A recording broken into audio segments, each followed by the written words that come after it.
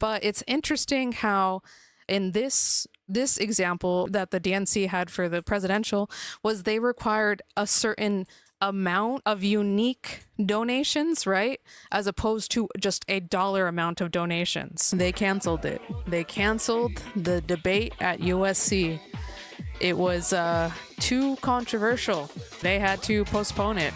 I don't know if they're going to redo it, but it is not happening tonight, which is crazy. All right, let's get into it. California gubernatorial race is no longer happening. The University of Southern California canceled the forum after facing backlash for excluding candidates of color, including these 4 prominent Democrats you see here on your screen. They called on others to boycott the debate. The university invited 2 Republicans and 6 Democrats to participate using methodology developed by one of its political science professors.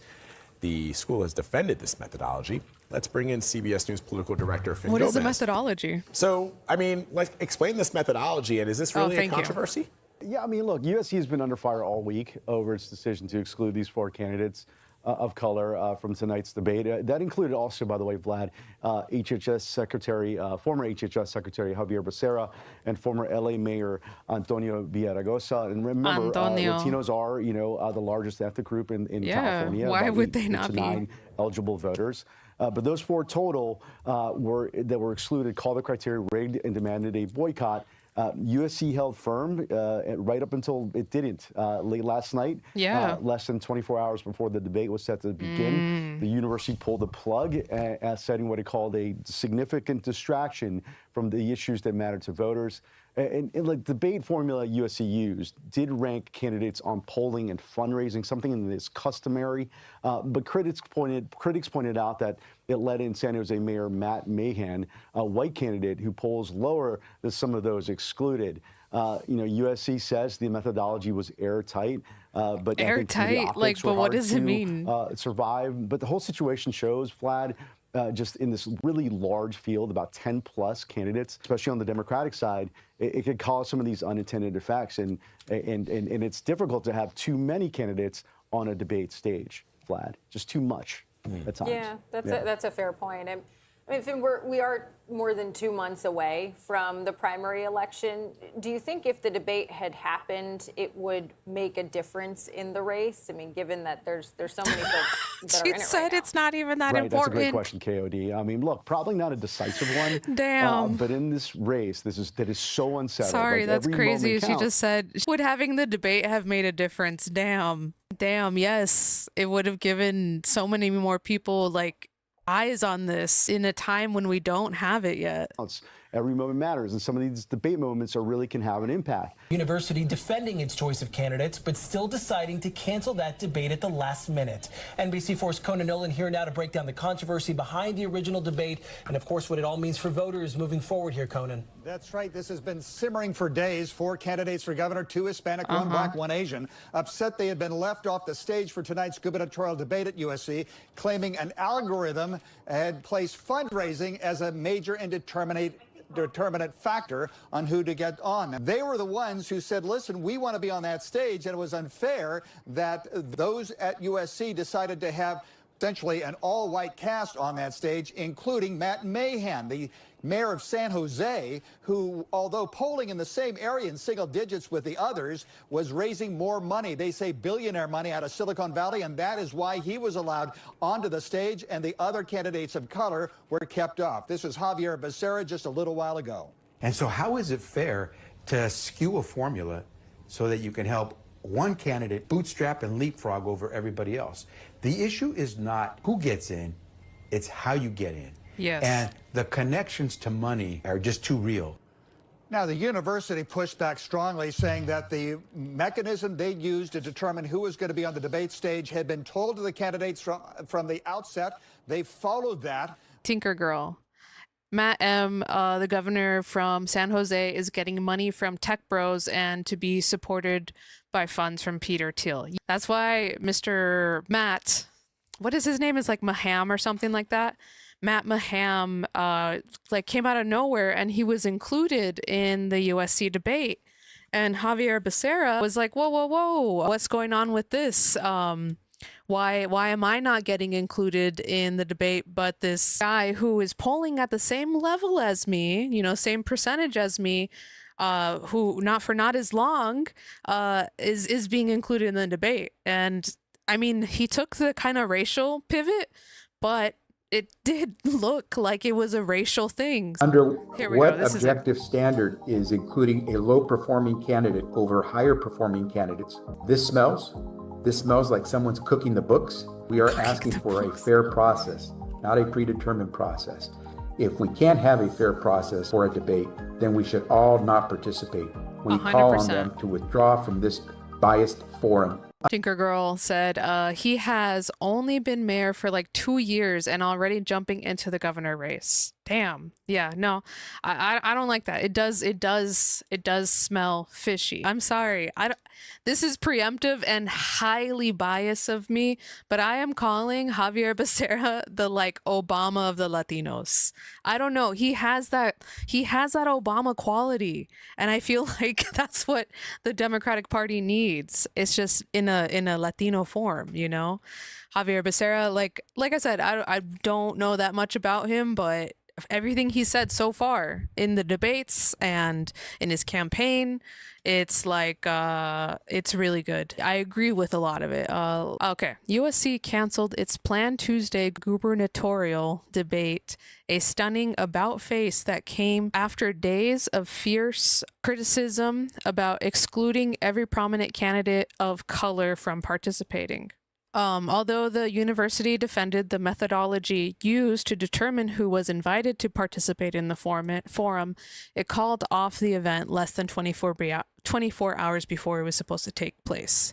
In a statement Monday night, the university said it recognized concerns about the selection criteria had created a significant distraction from the issues that matter to the voters. Interesting.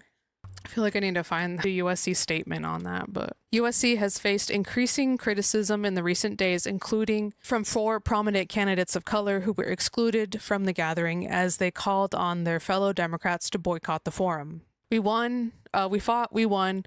We stood up against unfair candidate debate setup that prematurely chose winners and losers, Becerra posted Monday night on X. Thank you to everyone who stood up, raised hell, and demanded justice. He added, never give up when you're fighting for fairness. Conservative commentator Steve Hilton, one of the 2 major Republicans in the race who have been leading the polls, blasted the university. He said, what a pathetic humiliation. Sorry, I'm making a English accent for him. Oh my God, brother, it's not that serious. Whoever is responsible at USC should be fired. It's not that serious, buddy. It's not that serious. He should be happy. He doesn't have to, pretend to be on a stage with majority liberals. As a Republican, he should want to not be compared side to side to the Democrat candidates, because he is going to either 1, have to act more liberal or leftist, right? Or 2, he's going to look a fool in front of the Democrats in a blue state. So he's trying to, obviously, Steve Hilton is trying to be the Donald Trump of California. USC's decision came hours after Democratic legislative leaders called on voters to boycott the debate if the university did not invite the excluded candidates. I mean, I get it. Some political scientist was like, of course, whoever has the most money is going to win because that's what it shows. No, brother, no. Come on. The donations in California, one of the wealthiest states, if not the wealthiest state, right? There's just so much money floating around here. How many of the candidates Tom Steyer is a billionaire, so, he doesn't need to, donations. And so are donations really indicative, I guess is the word, indicative of how popular a candidate is, especially at this state of the election and in this, type of election? It's not even a presidential election, it's a governor election. And I don't know, I can't believe it was a fundraising score, which really is disappointing.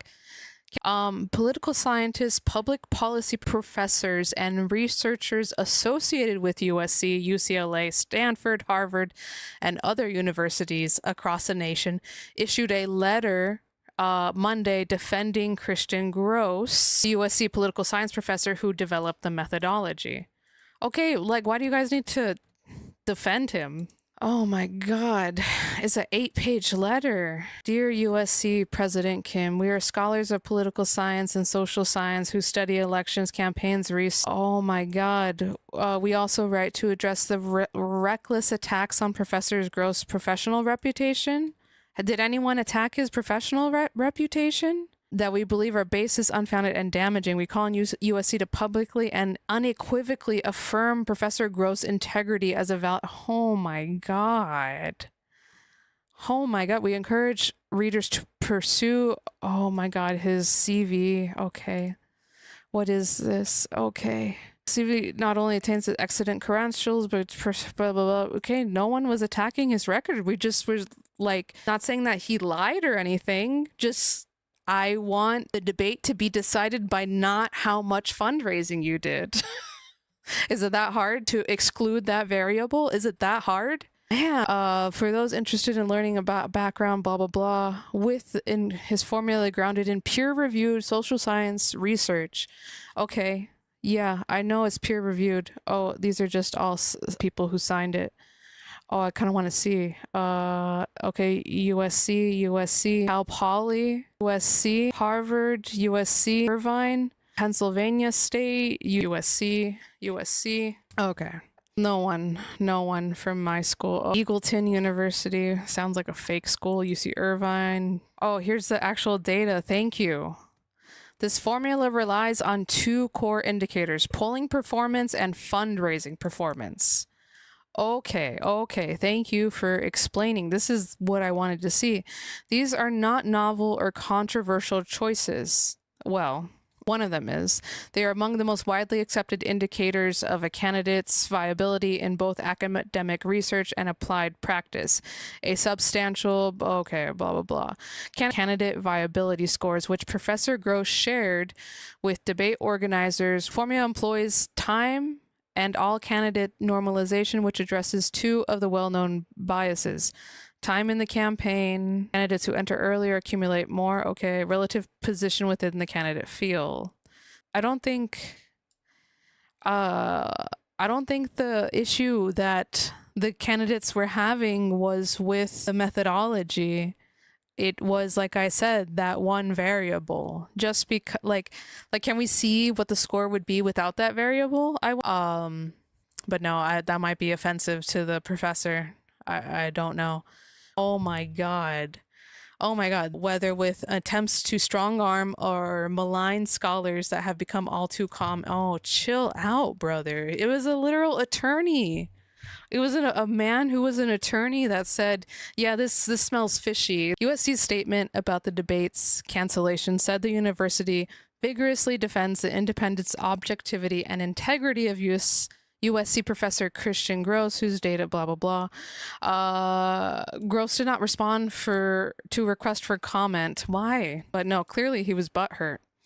The controversy over the methodology that Gross developed to select which candidates included centered on the inclusion of San Jose Mayor Matt Mahan, a white candidate who recently entered the race and is polling in the single digits. The university's selection process built on a formula never before used for a debate of this scale. It has delivered a result that is biased. The legislative leader's letter said, when a methodology produces this outcome, one that elevates candidates with notable ties to USC's donor community and the co-director of Dorn's Life Center for the Political Future, the burden falls on USC to explain itself, not on everyone else to accept it. Yeah. Like I said, could the professor have just been like, yeah, let's do this formula without the fundraising aspect and see like how different the results are that we get, you know? But I don't know. who am I? Mike Murphy, co-director of the Dorrance Life Center, has been voluntarily advising an independent expenditure committee backing Mahan. The veteran GOP strategist previously said that he has had nothing to do with organizing the debate and had asked for unpaid leave at the university through the June 2nd primary. USC has also received tens of millions of dollars in donations from billionaire real estate developer Rick Caruso and his wife. That's right. How could I forget about Rick Caruso? Caruso, a USC alumnus who served as a trustee for years, is also a Mahan supporter. Caruso told The Times that he had no conversations with the debate hosts or organizers and said he believes such forums should include all the credible candidates. Schnur also signed onto the public letter supporting Gross and said the professor's methodology was perfectly fine in a political vacuum. Yep, that says it all there that you need to know. You can't have these professionals be making all the decisions because they need a little bit more reality. And that's especially in the time where we're talking about affordability in the post Citizens United era, you know, like are we still accepting the amount of money in politics? But yeah, in a political vacuum, these methodologies would work. How could you ignore the affordability thing in this era and just be like, okay, yeah, campaign finances and be fine? Someone should have said something. Thank you for whoever's hitting the hearts in chat. I love that. They pop up. Wow. The Democrats who were set to participate Tuesday, Swalwell, Porter, Steyer, and Mahan, condemned USC's selection criteria, but did not pull out of the debate before its cancellation. Damn, it's the same that USC had decided to elevate one candidate at the expense of others, Swalwell wrote on X on Sunday. USC and every host of the gubernatorial debate should employ fair, objective, and honest criteria for all candidates. Porter expressed similar thoughts. All right, so if you caught the title of this video, I think Xavier Becerra is, this was a big boost for him, or it should be a big boost for him. Tinker Girl said, it's not that the professor's methodology is poor or wrong, it's that it proves the point that the system is unfair and exploits candidates already at a disadvantage, i.e. the candidates of color. 100%. Highlight that comment. Wait, can I pin comments? I can. There we go. I pinned the message. But yeah, it just, you know, Of course, the candidates of color would not be the most dominant in fundraising. The next day. 2020 presidential nomination cycle looked different on the Democratic side, but we still saw the party playing an active role in shaping the race. In particular, the Democratic National Committee announced in early 2019 a set of rules for deciding which candidates would qualify for the various primary debates that would occur in 2019 and 2020. Candidates have to have at least 1% support in a series of DNC-approved polls or donations from at least 65,000 unique donors in order to participate in the first few debates. By the December 2019 debate, participants needed support from at least 4% in the polls and donations from at least 200,000 donors. Interesting. Sorry, this is a quick sidetrack to the California gubernatorial race, but we were hoping to watch the gubernatorial debate yesterday at USC, but they ended up canceling it because not everyone was included, and we ended up looking at the different methodology that the political science professor from USC used in deciding which candidates would be allowed to participate in this debate. And the two reasons were very similar to this. But it's interesting how in this example that the DNC had for the presidential was they required a certain amount of unique donations, right? As opposed to just a dollar amount of donations, which I think is what the USC debate was calculating in, was a dollar amount of donations. So like yesterday I was thinking, why did they have to use that? Couldn't there be any other way to factor in financial support or, you know, like financial viability, I guess, for these candidates. It was just a straight up dollar amount instead of a donor amount, which would have been way better.